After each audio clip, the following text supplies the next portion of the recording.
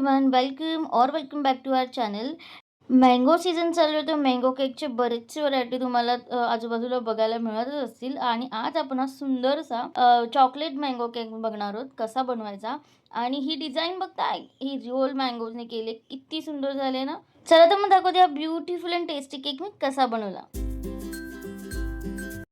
तर सगळ्यात पहिले आपण केकची असेंबलिंग करून घेऊया, फिलिंग करून घेऊया. तर मी इथे 6 इंचचा हाफ के जीसाठी जो आपल्याला लागतो 300 ग्रॅमपर्यंतचा चॉकलेट स्पॉन्ज स्क्रॅचपासून बनवलेला आहे, तो घेतलेला आहे. वरतून मी थोडं एक लेअर हलकीशी काढते, जी थोडी काय म्हणतात, कंडेन्सेशनमुळे नरम झालेली असते खूप जास्त.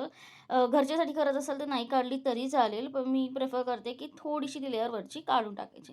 याने केक खूप जास्त निघत नाही, पण एक हलकासा लेअर निघते. आणि मी हा स्पॉन्ज एक दिवस आधी रात्री बेक करून ठेवलेला आणि नंतर मग थोडासा लूकवॉर्म असताना, कोमट असताना त्याला मी क्लिंग रॅप करून फ्रिजमध्ये स्टोअर केलेलं. याने काय होतं, सगळं जो मॉइश्चर आहे तो आतमध्ये केकमध्ये लॉक होऊन जातो आणि अशा स्पॉन्जेसपासून जो केक बनवलेला असतो ना, तो खूप सॉफ्ट बनतं. आणि आता मी एकच लेयर कट केलेला आहे, म्हणजे मध्ये एकच फिलिंग येणार आहे, एकच लेयरची फिलिंग येणार आहे. कारण आपण हा mango cake, chocolate mango cake बनवतोय. त्याच्यात फिलिंग जी आहे ती रिओल चॉकलेटची असणार आहे आणि खूप सारी असणार आहे. अशा जेव्हा तुम्ही रिओल फ्रुट्स वगैरे टाकता ना, जास्त खूप पातळ लेयर्स काढू नका स्पॉन्जचे. तर मी ते चॉकलेट स्पॉन्जला चॉकलेट गनाश टाकून जे पाणी केलेलं त्याने सोक करून घेतलंय. मग थोडंसं गनाश मी स्पॉन्जवरच पसरवलंय आणि ते मी व्हॅनिला व्हिप क्रीम घेतली आहे. त्याची एक पातळ लेयर लावून घेतली आहे. तुम्ही व्हिप क्रीमलाच मँगो क्रीम करू शकता. आमरस किंवा मँगो प्युरे टाकून. मी काय केलं, वरतून मी मँगो प्युरे टाकले, त्यामुळे क्रीम मी व्हॅनिला घेतली आहे. आणि आता मँगो प्युरे टाकून किंवा आमरस तुम्ही टाकू शकता. मँगो प्युरे कशी करायची आहे किंवा कंपोट मँगोचं कसं करायचं ह्याचं मी लास्ट मँगो केकमध्ये तुम्हाला सांगितलेलं होतं. सो प्लीज तो व्हिडिओ बघितला नसाल. सो मँगो प्युरे छानपैकी पसरून घेतल्यानंतर मी ते मँगो पीसेस टाकते आहे. भरभरून मँगो पीसेस टाकायचे. जास्त मोठे पीसेस ठेवू नका आणि जास्त छोटेही पीसेस करू नका. मी मीडियम पीसेस इथे केलेले आहेत, जेणेकरून खाताना पीसेससुद्धा येतील आणि तो फील येईल की मी आंबा खाते केकमध्ये. तर अशा रीतीने मी पूर्णपणे या लेयरमध्ये मँगो फिल केलं आहे आणि वरतून थोडीशी अजून हलकी क्रीम लावून सगळं लॉक करून टाकली आहे फिलिंग, जेणेकरून काही ऊज आउट होणार नाही, बाहेर येणार नाही. मग आपली शेवटची लेयर ठेवली आहे. बघता तुम्ही आतली फिलिंग इतकी जास्त आहे की ते किती हायटेड झाले. क्रीम आपण अजिबात जास्त नाही लावलेली आहे, पण मँगो पीसेसने ती हाईट वाढलेली आहे. सो आता बघा, ह्याला आपण हार्ट शेप आहे. किती म्हटलं ना तरी हार्ट टीनमध्ये जे केक बेक केलेले असतात ना, त्याला तेवढा फिनिशिंगवाला शार्प एजेसवाला हार्ट शेप नाही आहे. तर मी काय करते, पहिले ह्याला बेसिक साईड्सचे साईड वॉल्स जे आहेत केक स्पॉन्जचे, ते सील करून घेते. आणि हे जे आता आपण येतं ना व्ही कट करून घ्यायचा हलकासा, जास्त नाही. आणि डिफरन्स तुम्हाला समजेल की किती शार्प हार्ट आला आहे आणि किती छान हार्ट दिसतो, तो डिफाईन दिसतो तो शेप. सो हे नक्की करा जर तुम्ही हार्ट शेपचं टीन वापरून केक करत असाल. ते बघा, जे मी म्हणत होती, किती सुंदर हार्ट दिसतोय. अगेन ह्या लेअरला आपण सोक करून घ्यायचं आहे. आता हा लास्ट लेयर आहे, त्यामुळे याच्यानंतर आपण क्रम कोटिंग करून घेणार आहोत. तर प्रॉपर सोकिंग केल्यानंतर ही लेयर आपण थोडीशी क्रीमवरती टाकून क्रम कोटिंग करून घेऊया. आता क्रम कोटिंग केल्यानंतर टेक्निकली तुम्हाला अर्धा तास तरी केक फ्रिजमध्ये सेट करण्यासाठी ठेवायचाच असतो.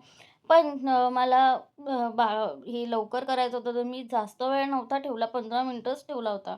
पण त्यामुळे झालं असं की तुम्ही बघाल पुढे ना, थोडे क्रम्स जे आहेत, आपली व्हाईट क्रीम आपण वरती यूज केली, त्याच्यावर ते चॉकलेटचे क्रम्स दिसत होते. तर प्लीज असं करू नका. क्रम कोटिंगला प्रॉपर सेट होऊन द्या, त्याच्यानंतरच फिनिशिंग करा. डिफरन्स तुम्हीच बघाल जेव्हा तुम्ही घाईघाईमध्ये क्रम कोटिंग करून आणि लगेच त्याला फिनिशिंग करता आणि सेट करून फिनिशिंग करता, त्याच्यात खूप डिफरन्स येतो. सो मी पहिले बोर्ड क्लीन करून मग 15 मिनिटं केक फ्रिजमध्ये सेट करून नंतर आता मी फायनल फिनिशिंग करते. पायपिंग बॅग इथे यूज करणं हे खूप इझी आहे. तुम्ही जर डायरेक्ट क्रीम लावून त्याला जर स्प्रेड करू शकता तर ठीक आहे. अदरवाईज प्लेन विदाऊट नोझल वाली पायपिंग बॅग यूज करून सुद्धा लावू शकता. तुमच्याकडे असं फ्लॅटवालं नोझल असेल तर अजून इझी होईल सगळं.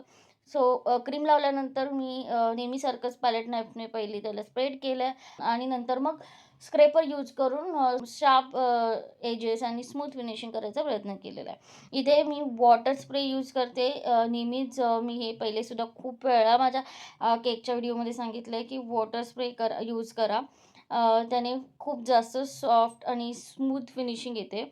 आता ही गोष्ट एक लक्षात देऊन ऐका आणि बघासुद्धा, कारण जेव्हा तुम्ही हार्ट शेपच्या केकला फिनिशिंग देता ना, तेव्हा तुम्ही बघत असाल मी कशी करते.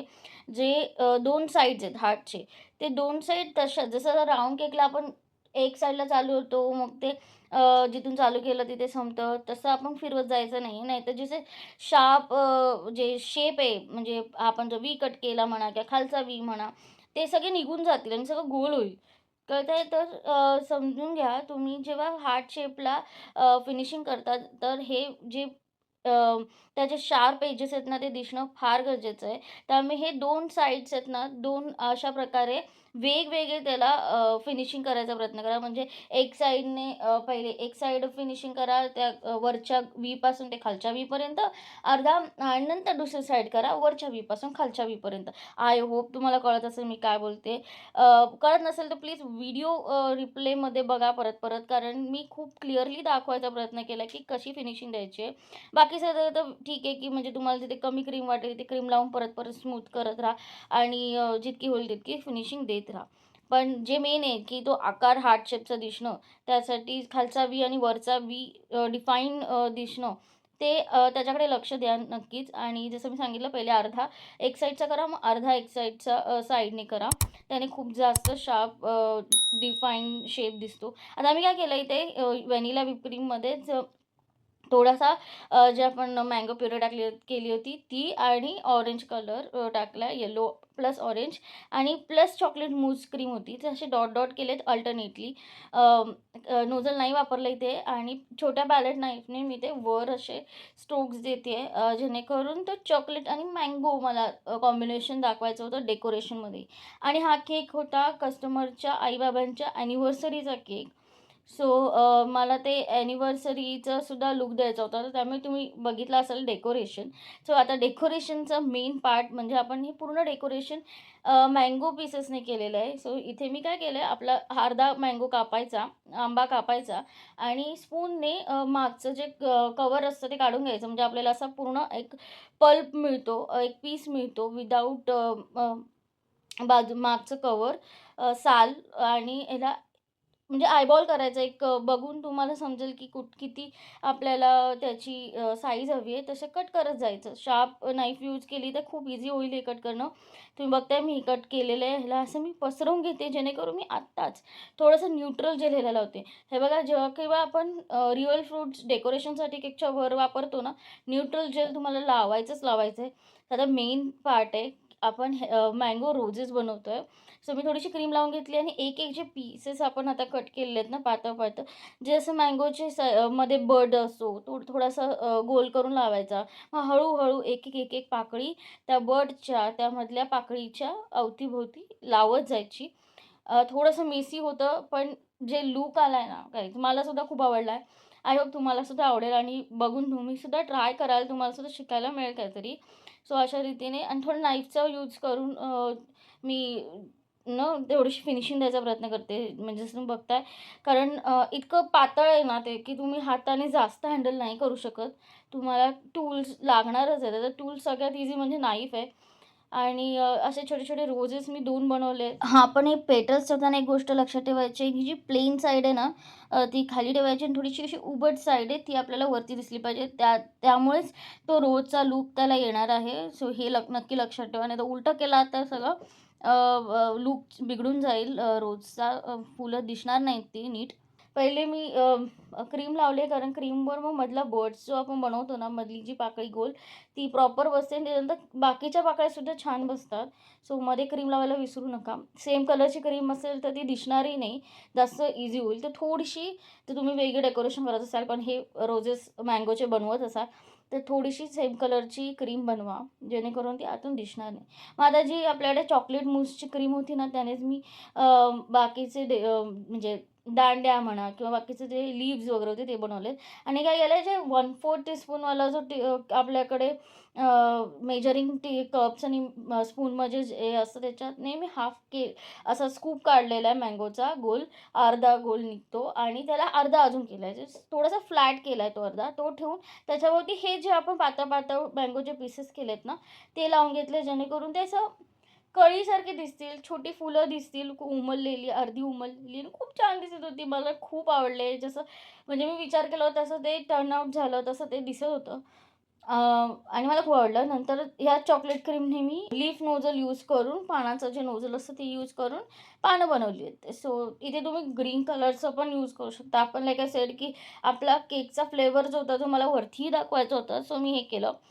आता तुमचं इथे काम चालू होतं गाईज, कारण तुम्हाला त्या केकचं डेकोरेशन, पूर्ण केकचं व्हिडिओ आवडला असेल तर प्लीज लाईक करा, शेअर करा आणि चॅनलला सबस्क्राईब करा यार. म्हणजे इतका सुंदर केक मी तुमच्याकडे शेअर केला आहे आणि जर ट्राय करत असाल तर मला Instagramवर तुमचा फोटो केकचा पाठवा. मी जरूर शेअर करीन आणि मला पण पाहायला आवडेल की तुम्ही ट्राय केली ही डिझाईन. आणि नक्की सांगा तुम्हाला कसा वाटला आजचा केक. आणि आता मी काय करते, जी आपण orange colour, yellow plus orange colour mix करून क्रीम केलेली, त्याने छोट्या स्टार नोझलने अशा प्रकारे साईडला बॉर्डर करून घेते वरतूनच, कारण मला तो हार्ट शेप दाखवायचा चल. आणि मग नंतर मम्मी पप्पा लिहून आपला केक रेडी आहे, रेडी टू डिलिव्हर. आणि थोडंसं मी ना वरतून ग्लिटर टाकलं, सो त्याचं शाईनसुद्धा आली आहे, तर खूप छान दिसत होतं. थोडेसे पर्ल्स टाकलेत आणि तुम्ही जर वेट बघितलं असाल तर एक्झॅक्ट 500च्या अराउंड होतं. 580 weight fully mango Lode केकसाठी perfect आहे. सो नक्की सांगा कसा वाटला केक. आता आपण नेक्स्ट व्हिडिओमध्ये भेटूयात. तोपर्यंत बाय बाय.